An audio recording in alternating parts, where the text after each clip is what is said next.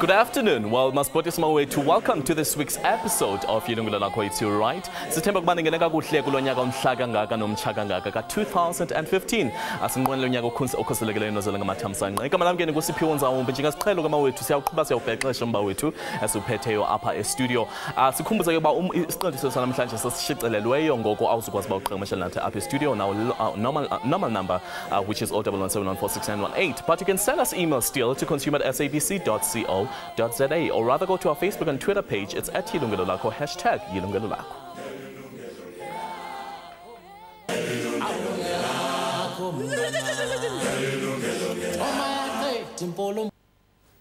South Africa's student debt crisis has reached worrying proportions, and as the schooling season begins, the situation is not expected to get better. At least 1 in every tertiary student is drowning in debt, and this has seen many blacklisted even before their careers have even begun. Take a look at this insert just to give you an idea. Nangoba abantu abaningi balapha eMzantsi Afrika bezama ukunciphisa izikweletu zabo, kodwa abafundi ibona abadla imali yabazali bethenga ukundlula umuntu osebenzayo nje. Kanti konke lokhu kudalwa umoya wabangani phecelezi i-peer pressure. Kanti nalabo bafundi abaphuma emakhaya antulayo abafuni ukusala esitayeleni. Njengoba abafundi besebenzisa cishela u45,000 ngonyaka, lokho kusho ukuthi basebenzisa imali ephindiwe kunalabantu abasebenzayo. Ingabe yini le edala abafundi bengene ezikweletini? Izingubo zikanokusho, ama-cellular phone abizayo, amanzi amponjwana kanye nokudla ezitolo. Uthandi okungelona igama lakhe elangempela uthi wangena ezincwadini ezimnyama esawumfundi, kanti azange azingele ukuvula isikweletu basiletha kuye ecampusini. Ukuvula i-account uyi-student, it's not ukuthi you go around uhamba uvule i-account. Lezi zinto sometimes bayaziletha kuwena, uyabona. So nawe njengomfundi uyalingeka ukuthi uvule i-account because now ufuna ugqoka kahle. Ayekho umfundi ongafuna ugqoka kahle esikoleni, and ukhumbula ukuthi kune pressure ekhona, abantwana abaphuma kuma good families bahlezi benezinto ezi-right. So nawe at some stage uzobona ukuthi hayi it's ngcono ukuthi ngibane ngizivulele i-account, and since beyilethile kumina abanankinga ukuthi ngiyivule, so why ngizongayivula. Kanti wathi esebona ukuthi siyamhlula lesikweletu azivulile njengabo bonke abafundi wavele wayeka ukukhokha. Indaba yami yama-account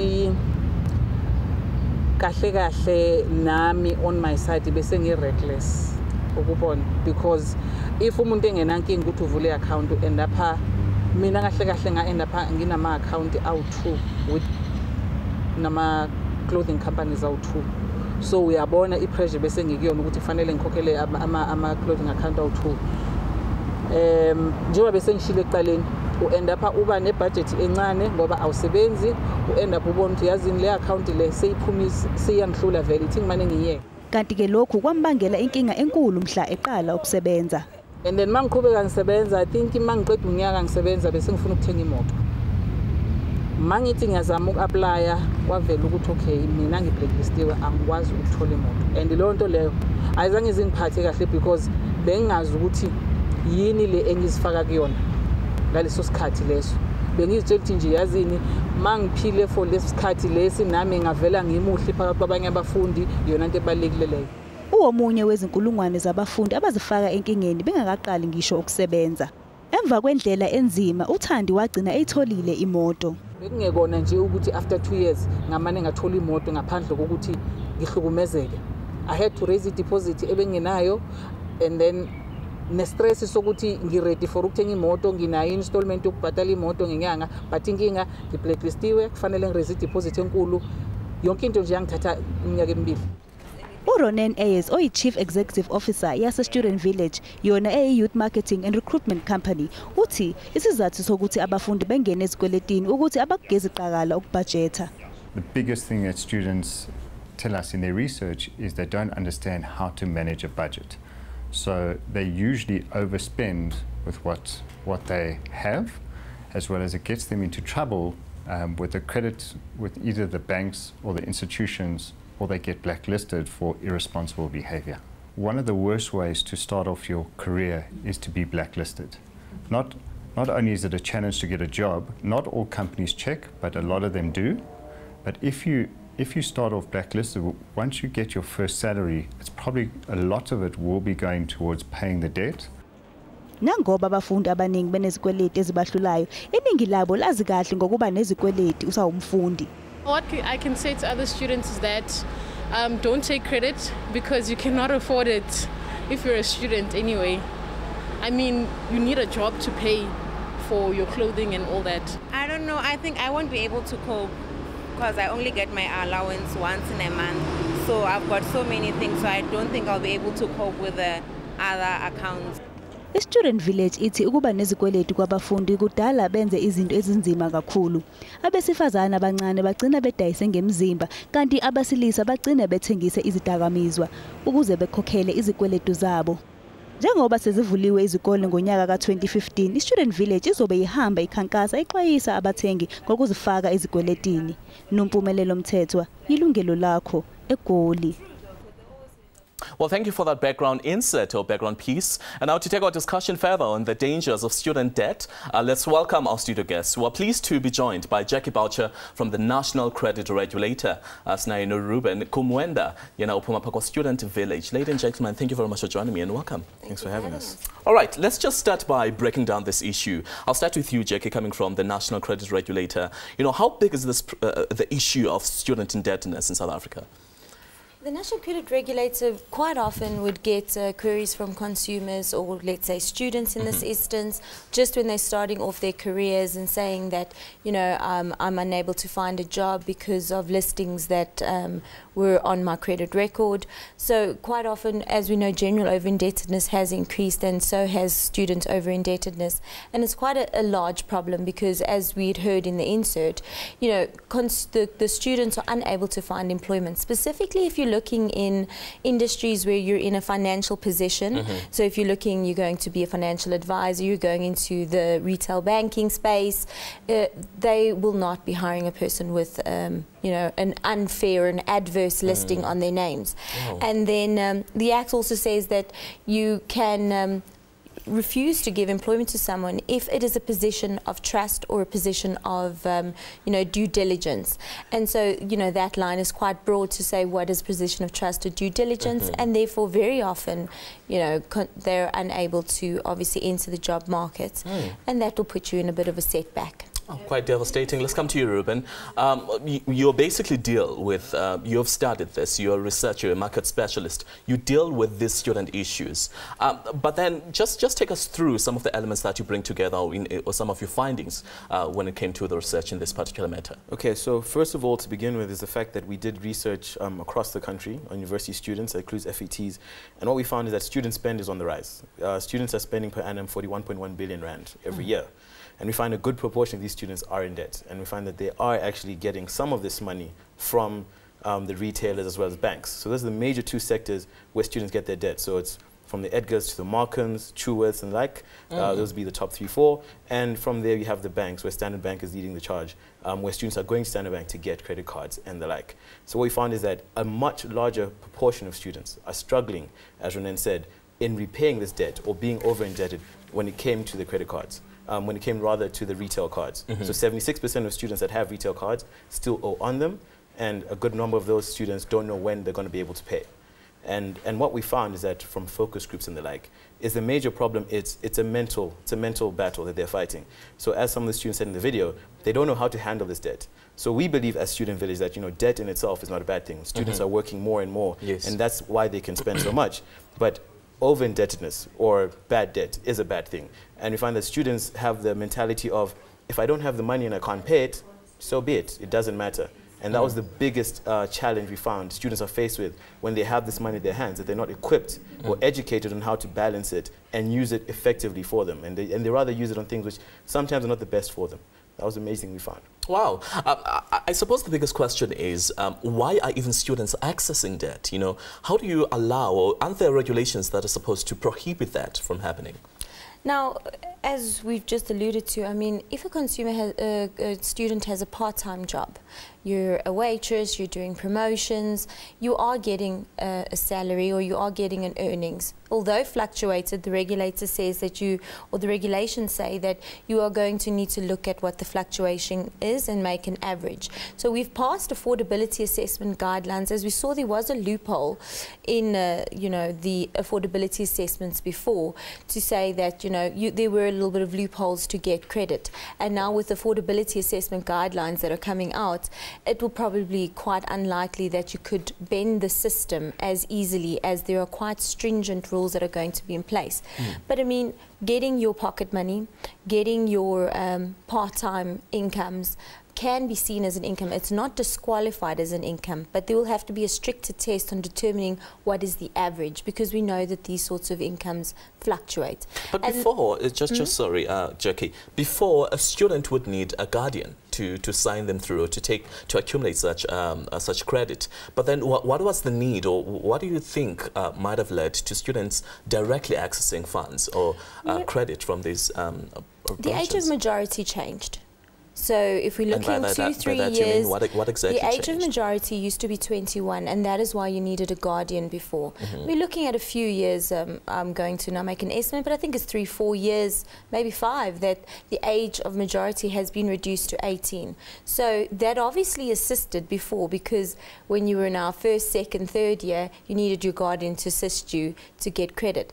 But the age of majority in South Africa has been reduced. So someone at the age of 18 has the power to contract, has the power to make a decision on their own to say, I can contract and understand what contractual obligations are. Which even though that might not be the case sometimes. Ruben, let's come to you. A huge argument is students are supposed to be at school to study, you get your degree, and then you go and you join the working class, and then that's when you can access credit. Well, that's what most schools, or my school of thought, believes.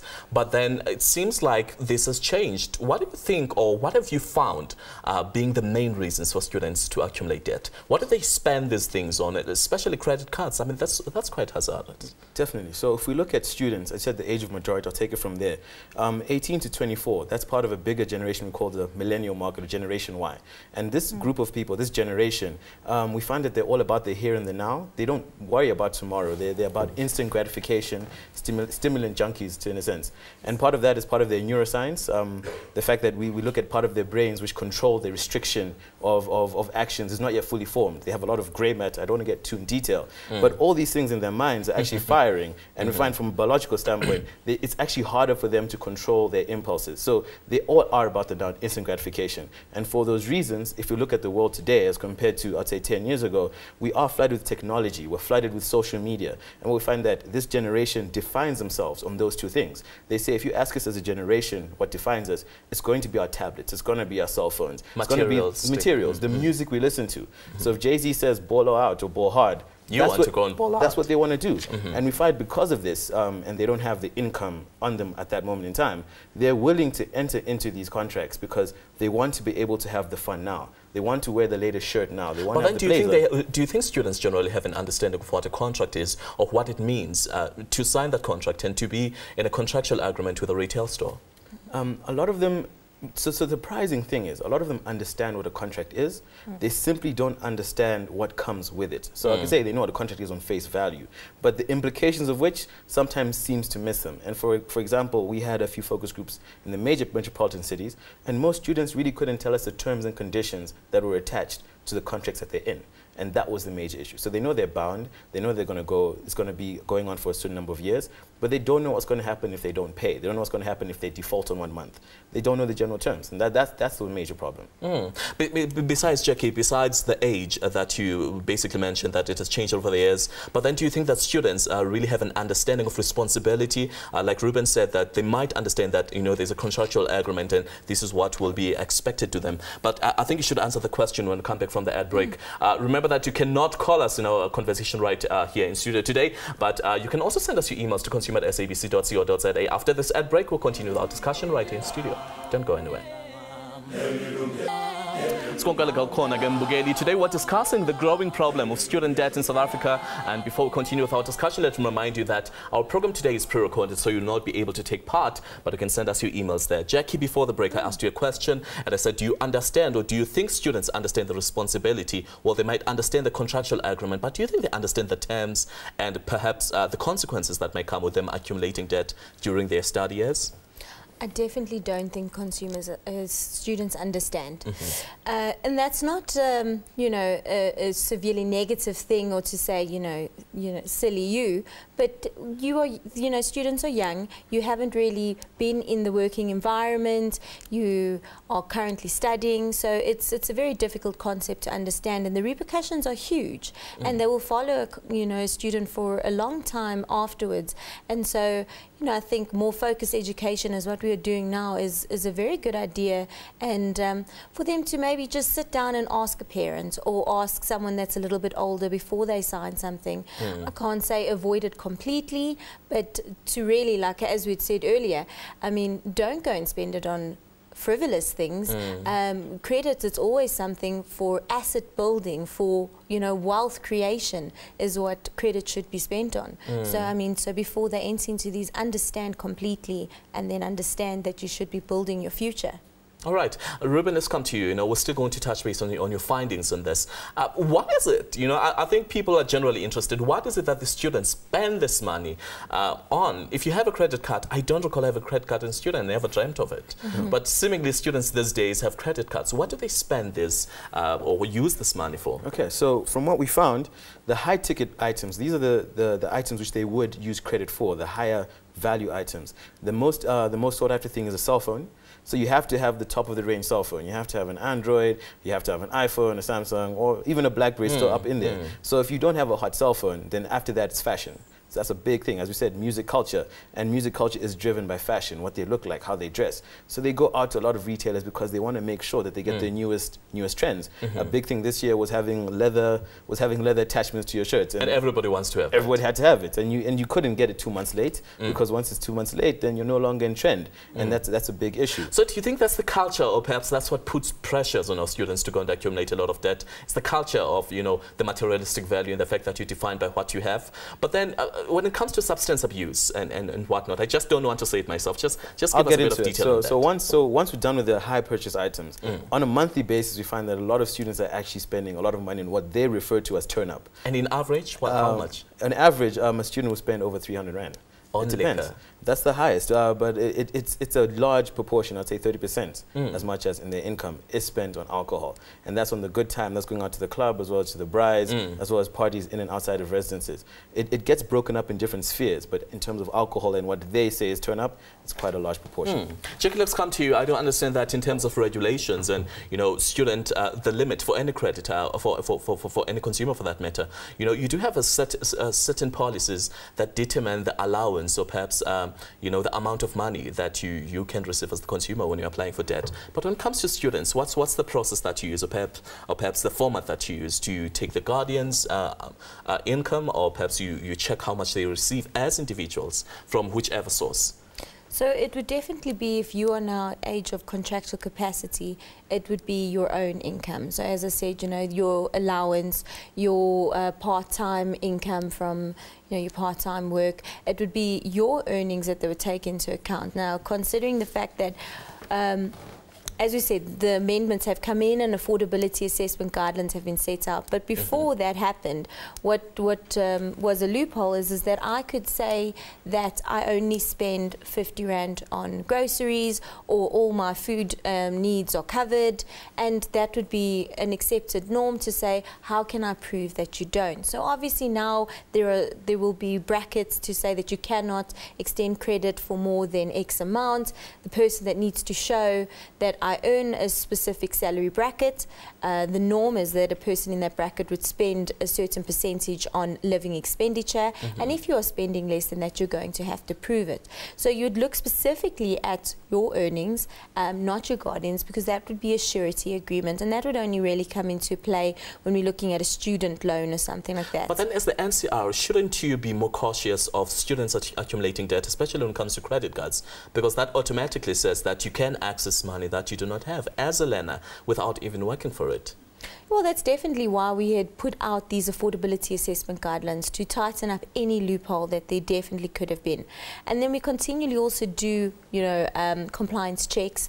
We do assessments into this sort of space, and we monitor different credit providers to see that if there is something that what we would term reckless lending, that we would definitely take action and say, you know, this conduct is not, you know, tolerated. So what is usually the credit limit for students? I do understand that for the working class, definitely you said that you check at what their accessibility or their funds and whatnot, but what's the general norm for students? You wouldn't really be able to say, because me as a student, I could be getting, you know, an allowance of 1,000 Rand from my parents, but, you know, higher earning family would give their student a lot more. So earnings is always, you know, what is the key factor here. So, I mean, if you're getting a high allowance, or you are working, you know, 3 times a week full time, you know, you wouldn't really be able to define it. It's definitely defined on what is the earnings of that specific individual. Interesting.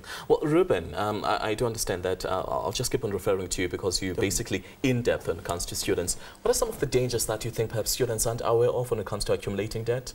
You know, definitely though, you have had findings when looking at students who graduated and who are perhaps struggling to find employment. Yeah. Definitely, as was said before, I think the major thing is the being blacklisted and not even knowing it. So a lot of students, as we said, they don't understand the dangers of defaulting on payments and defaulting on a regular basis. And they think that they'll just be able to come through 6 months later and pay it all off. And they think when they graduate, they'll finally have the money that they want and they'll be able to pay off the debt which they have, not knowing by that time they are blacklisted, and the implications of not being able to get a job because of that status. Another thing we do find is that the students don't understand how much accumulated debt they have. So they get cards from different places. You find students with 4 different accounts in 4 different places. And that puts them in a bigger hole, even if they manage to get a job, that they are now living beyond their means, even on their first employment. Well, that's our subject right here in studio today. In case perhaps you're interested and would like to participate, today you will not be able to call in studio, but you can still send us your emails to consumer@sabc.co.za. And you just joined us. We are talking about student indebtedness and how big the problem is, and some of the consequences that you might not be aware of as the consumer. Right after the break, we'll continue with our discussion. Well, welcome back. We're still discussing the concerning rise of student debt. Remember that this program is pre-recorded, so you'll not be able to take part. Before the break, we're just speaking to you, Ruben, and I posed the question of, you know, some of the issues that could possibly motivate this culture. And I did also ask you a question of, you know, what is it that the students spend basically on, what they use this money for. Just continue to give us those details. On what they spend the money on? Yes. Okay, so we actually see if you look at on a month, if I break it down on a monthly basis, the biggest spend is actually petrol. So we find a lot of petrol. But what about the students who don't have cars? See, that's the funny thing. A lot more students do have cars, but outside of that, it would be on transport. And when we say transport, it is also transport to get to certain hotspots. So if you don't have a car, you're spending more to get to the different party locations or locations that all of your friends are going to, because you have to pay for a cab, especially if it's in the evening. So transportation is a big thing, and it is transportation to the hotspots where they want to hang out with their friends. And no student wants to be left behind. That's what we do find. Alcohol, as we did say, is a very big factor.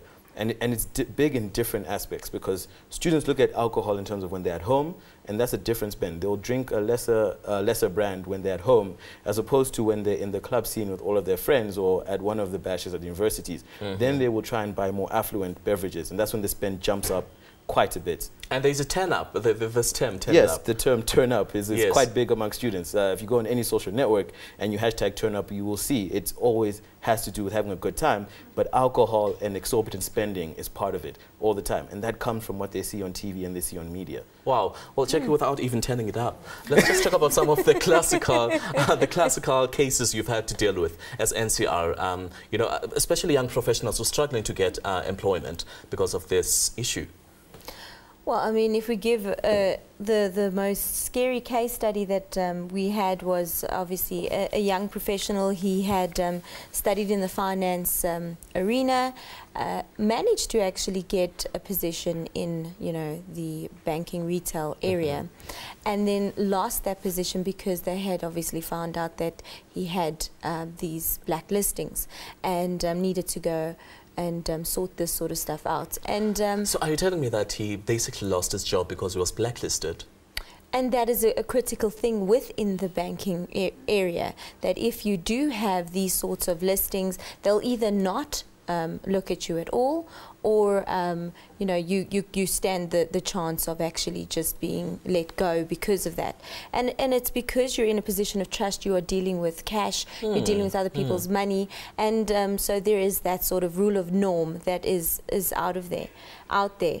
But I mean, we also find that, you know, the scary thing is that if we're looking at this trend of during our student years we're spending, already when we're getting a salary, if we are not able to control that situation and spend freely before we have a job, irrespective of or other than just the listings, what's going to happen is you're going to continue that trend. And just as I'm getting a salary, I need to keep up with the Joneses. I now have a job, I'm happening, and so that is going to continue. And then 4 or 5 years down the line, we're sitting in a major problem. And when but do you think it's fair for employers to deny a potential employee employment because of their credit record, which they accumulated in the past? Well, we need to look at it, if like just the example that I've given you, a position of trust. So when I'm looking at a candidate, or let's say that I'm not going to be open about it, but if I'm looking at a position of trust and I have a really bad record and you have a great record, you're going to be preferred over me because we're sitting in a position of trust. And who can I trust more? Someone that has, you know, got a sound, you know, hold on their finances, or someone that does not. And so that automatically says you can trust this person if they're not blacklisted or so forth. Well, not necessarily. I mean, it shouldn't, but I mean, there would be those indications. Now, we're all human, and when we're now cutting the criteria, we're going to look at those sorts of things. The Act is quite specific, though, to say that you're only allowed to look at it in financial positions, so or a position of trust. It's only those who are going to be in financial professions. That is what the Act is saying. Wow, Ruben? Well, definitely. When just to elaborate on what she said, when you talk about position of trust, you would typically be handling someone else's finances. So now, if you are going to be handling my finances and you can't handle your own, your first reaction is you're not fit to handle my finances. But what about those students who perhaps got into debt without even knowing it, or they didn't know that they were blacklisted? You know, you perhaps were blacklisted for 50 rands, for being in areas for 50 rands or 40 rands. And why isn't there that kind of assessment to check what is it exactly that led them to this kind of situation? So this is what we have seen, and as Student Village, what we have done is, if you go on our website, we have quite a lot of articles and how-tos, tutorials on how to check certain things and how to monitor. And a lot of banks, to their credit, have tried to do this and have had to talks and the like to say we need to educate students more and more about this, because unfortunately, as much as this is a crisis or it's seen as a bad thing, the onus is on the student for them to be able to say, I need to manage my own finances. And the same thing is going to be expected when they are in the workplace. So what we can do in the interim to stop it from aggravating is to simply go out and inform students that every month, if you have a card, if you have a retail card or anything along those lines, go and check, phone them, find out, open the envelopes that are slipped under your res door, what are sent to your house, because they're there for a reason. A lot of students think as long as they're there, it just shows that the card is working, and that's fine for them. And that's the major thing we would say, is that at the end of the day, every individual is in charge of their finances, and the NCR can't stop them, they can't control them. What we can do is put more power in their hands and more knowledge in their hands to ensure that they manage the debt better. Jackie, just perhaps picking the thought of a parent who's watching right now, who's got a child who's going to university or is currently at university. Some kids are actually, or children rather, students, they have this debt, but then they are not, they don't feel that they can trust their parents to actually disclose this kind of a status. What could you say, perhaps, some of the leading causes, or perhaps what parents should look out for? Or because when it comes to responsibility, basically, who takes the responsibility of this debt? It will be the parent in the long run. If the child is not being is unable to accumulate employment, then who's going to provide financially? It's going to be the parent, don't you think? Yeah, of course. I mean, obviously the legal responsibility would be on the student, but at the end of the day, mom and dad are going to have to chip in and try and help. I would think, I mean, if we're now listening to the statistics and seeing that we're buying tabs, we're buying the latest clothes, you know, as a parent, you know what allowance you're giving your child, and if you know, what they have is far in excess of what they could have purchased with what their allowance is, you know, I think then a talk needs to be had. And I think from school age, they already are educating, but as a parent, have these open discussions. You know, make sure that, you know, financial problems are not something that you brush under the carpet. No one likes to talk about their finances. So you know, in our homes, if we can have these open discussions about finances, the repercussions, you know, what it is to be blacklisted, you know, those sorts of things. Now, we were alluding earlier to say that, you know, you don't know that you're blacklisted, but the Act says that you are required to get a letter.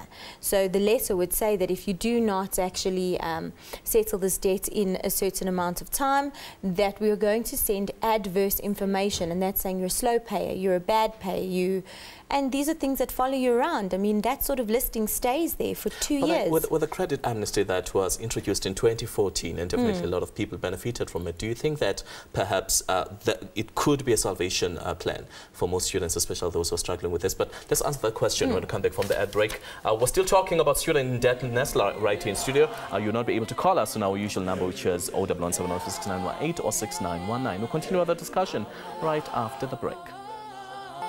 Welcome back. Well, sisancokola ngobungozi bokungena ematyaleni kwabafundi, and just to remind you that before the break we spoke to Ruben and we spoke to Jackie, and they were just telling us about some of the devastating consequences of accumulating debt before you get employed. Jackie, sorry, you were still just touching base and giving us some of the tips, perhaps. Let's just get in depth, perhaps, besides home education and students, the importance of parents, perhaps checking their students' record or their child's records. What are some of the things that we can do at home, perhaps just to help to limit the issue?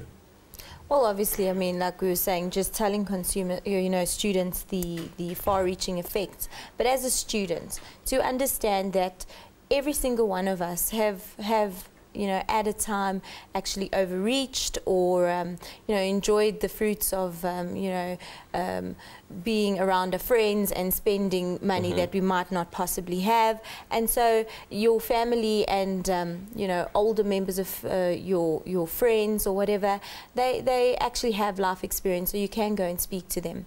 But to understand that also that you can actually call the credit providers and say to them that I'm unable to pay, you know, I'm struggling, and to make some sort of payment arrangement, but to not ever shove it under the rug, to not open those account statements and not know what's going on, because you could be listed. You could be listed for 2 years. Someone could take judgment against you, and that's going to stay on your profile for a very long time. So those sorts of things, just be upfront about it, and realize that when someone is giving you an increase on a store card, not to understate your expenses, to be quite honest and frank about it, because when you go into the working force, not only is it going to limit you in getting job opportunities, but also, you know, the lifestyle that you are dreaming about right now, that you're working towards right now by studying, you're going to overburden it with a stress of how am I going to pay, how am I going to cope, you know, I'm trying to keep up with the Joneses, but they don't really know the situation that I'm in, and that comes with a lot of stress. And to try and say, you know what, I'm here to build for my future, and part of building for my future is to know that I shouldn't overstretch on what I have, and to speak up if I have crossed that line, if I've towed the line, to say, let's speak up, let's face this problem now, because rather face it now than later. I think that's the biggest problem, just to speak about the issue. You know, it's not easy to talk about your situation, credit situation or financial issues also. Let's just talk about some of the campaigns, because right now I think we need to equip this, the viewer, or perhaps somebody who's into the condition already and they're struggling to tap themselves out. What do you think, or what are some of the campaigns or solution-driven campaigns, rather, still, just to prolong on that? Definitely. First of all, to start off with university students, we do also have to alert them that there are a lot of support structures on university campuses to begin with. And obviously we talk about the more robust universities, the ones that have been around for much longer, but all of them have some facilities, peer mentors and the like, which you can go to and talk about the issue, and those are safe places for students to talk to. On our side as a company, what we have seen increasing trends in is the fact that, especially with the banks, a lot of them have campaigns where we have talks of success and the like, where they go to students and we actually have these talks, and they equip students on, one, prepare better for your future, how to handle it. For example, one big issue is students feel, or people in general feel, if I don't address the issue, if I sweep it under the rug, then it doesn't exist. A lot of these providers are willing to create a plan. So if you do not have the money now, then you can create increments to ensure that you are someone who lives up to your debt. And even though you can't pay it all now, over a period of time, you will be able to pay it off. So one thing is to encourage students to attend these talks. They are countrywide, and the banks are going there. It's becoming a bigger trend. Do you have intervarsity campaigns, though, or talks? Across the country. So, so Nedbank would be a great example. Don't want to talk too much about our clients, but Nedbank had a great Talks for Success. I slipped it in there earlier. And they went across the country to many varsities. And it was from Cape Town to Joburg, to Pretoria, to Durban. And they had these talks where they allowed students to even get the information online. And it's something which, if you go to studentvision.co.za, it's also there. So there are lots of platforms for them to be able to take a part in. And one thing would say is students should be involved, and they should look out for what's going on campus. What we find is that students are quite immune when they hear about empowerment talks, because it's not that they're not there. The universities throw some great, we found that the best initiatives were on a university basis, because universities understand their own students, and students should be proactive and go to the financial departments, go to the career development services on campus, because they have people who are there to help them, and they have to be proactive and not think that sweeping under the rug is going to stop them. Jackie, knowing that debt is quite a huge issue in South Africa, I mean, it's not only students who are struggling, but then seeing that these are potential people who can still be rescued from the situation, what else do you offer as NCR in terms of assisting? I mean, so what we had said earlier, what we alluded to was reckless lending. So definitely, if a credit provider has not actually taken the correct mechanisms to assess someone's affordability, the National Credit Act would obviously have repercussions on those sorts of agreements. And so consumers, students can actually lodge a complaint with us so that we can investigate. Bearing in mind that it is a complete offence if you have actually misled the credit provider by giving false information.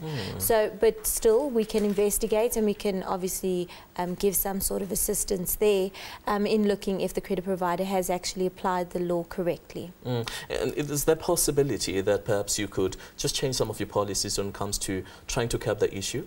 Well, we have. The affordability assessment guidelines have been passed.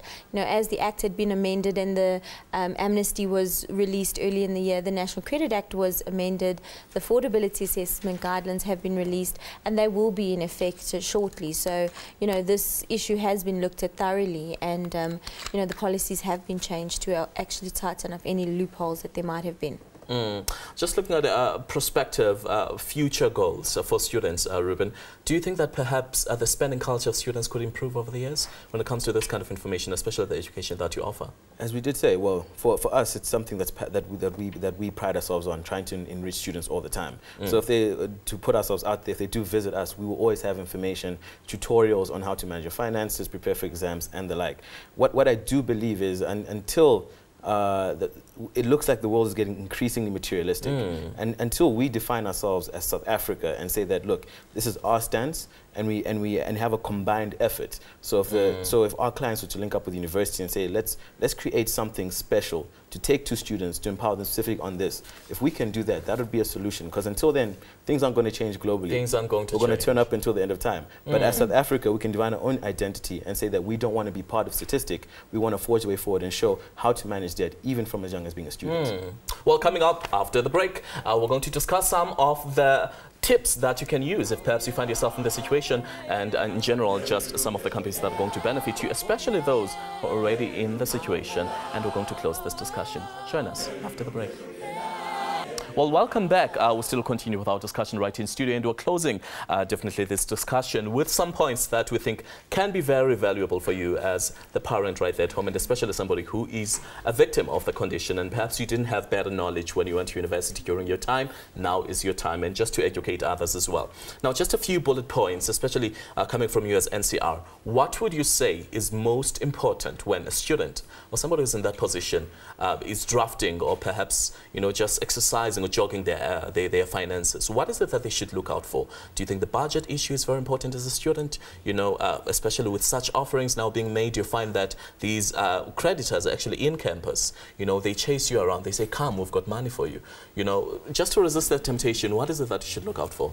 Well, definitely budget is the key, and we don't only say that to students, we say that to everyone, is budget and understand what you'll get as a pre-agreement statement. So that would say that on a monthly basis you're going to pay X amount, but it will also tell you over the term of the agreement what you're going to pay. Don't look at the short term, I'm only going to be paying 200 Rand a month. I mean, on a tablet, you could get a tablet for, I don't know, 5,000 Rand, but over the term, you're paying 10, 15,000 Rand because cost of credit is expensive. And so you need to understand that should I rather look at saving and buying it cash rather than, so look at the agreement and actually fully understand. The other thing is to obviously not buy things that are not wealth creation. So only buy things that is actually just benefiting you in the future. Don't go and swipe your credit card on at a party just for a good time. You need to turn it up. Because tomorrow you're going, don't turn it up. Don't turn it up. Don't turn it up. Because tomorrow you're going to have forgotten, you know, exactly what had happened there. And how but much you're going to pay that money you're back. Going to spend, yeah. Let's talk about some of the extremes, the extreme conditions that students go to when they need to, or in need of finances, or some need to rescue themselves on financial difficulties. Prostitution, I believe, is one of them. Well, we definitely I cannot say that from research, but it's definitely something that we have seen, that students will do a lot to get money. And one thing which we do believe is the best piece of advice we can give is simple communication. If you have a good support base, and a lot of students, they do have some support from home or for friends, most students do believe friends and family will be able to bail them out. They're simply too scared to ask. And as we said before, that is what's going to add to the problem. And we would not want to have a situation where the young women or even men, God forbid, are giving out their bodies for money. But we do see that a lot of students would be willing to go around with people much older than them, or to give themselves up. Sugar daddies, sugar mamas. You said it, simply to pay for the bills or to have their table paid for. And that's something that we do not want. But the only thing we can do is be honest with yourself, and if you can budget, and ask yourself, even if you are on credit, what expenditures in the month are never going to change, and make sure no matter what that is taken care of. And then from there, if you want to have a good time, just make sure it's within your budget for the month and that you can pay it off the next month. Simple as that. Do not go out with a credit card which has a high limit. That's one thing. Leave it at home. You can turn it up, but you can turn it up responsibly. Everyone, I'm sure. Turn it up, but turn it up responsibly. I think I like that. Jackie, just also one thing I think that is very important that we perhaps clue up the viewer, especially students, of how long it takes for you to be blacklisted, and as a student, because perhaps they might think that there's a preferential treatment for them because they're students, how long it takes to be blacklisted and how long judgments take. All right, so you will definitely not get preferential treatment if you're a student. A credit agreement is a credit agreement, and someone has extended their money or investments which are being held in their financial market to you. So you will not get preferential treatment. Now, as we said earlier, a blacklisting, as we've now termed it, but it's actually called an adverse listing, is something where we classify you as a payer, and that's going to stay on your record for 2 years. But you... So that's 2 years of not being able to buy a car? Access further credit. Buy a house? You know, get any important, or perhaps you are really in need of money, but you will not be able to access credit. Definitely, if you have not settled the debt. So the law has been changed to say that, you know, there was this amnesty that had happened to remove those. And so if you had an adverse listing, don't go back there. But also that if you do have an adverse listing, you can have it removed if you pay up that debt. So if there is a debt and you pay it up, and you can get a paid up letter. So it's not all doom and gloom. No, you know, we were saying, preaching doom and gloom to try and say stay away from credit. But I mean, there is light at the end of the tunnel. If you can pay up those debts, you know, if there is a judgment against your name and you can pay up that debt, that judgment's going to be removed.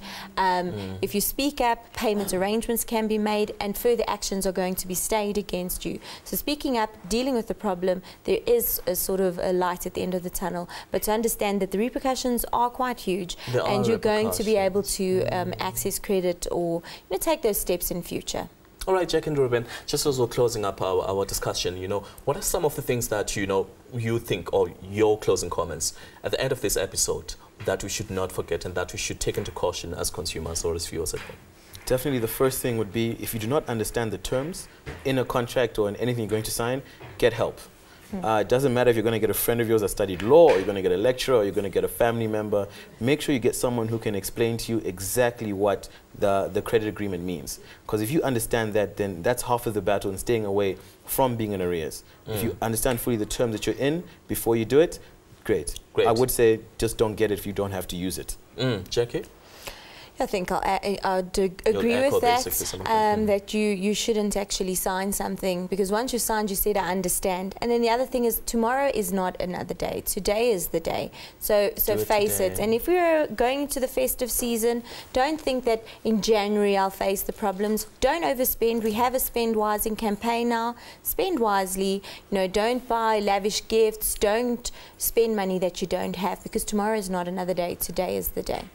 Well, thank you so much, guys, for joining us, and hopefully to the viewer at home, you did get as much information as possible to assist you on this issue. And you can still go and send us emails and go and check out our social media also. You know, we're just giving tips, and also going to put the contact details of this agency that joined us right here in studio today, and so you'll be able to call them yourselves and be able to get help for yourself. I guess that's to Yana Mhlanje.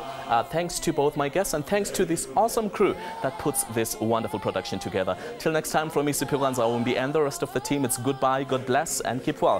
Happy 2015, by the way. Goodbye.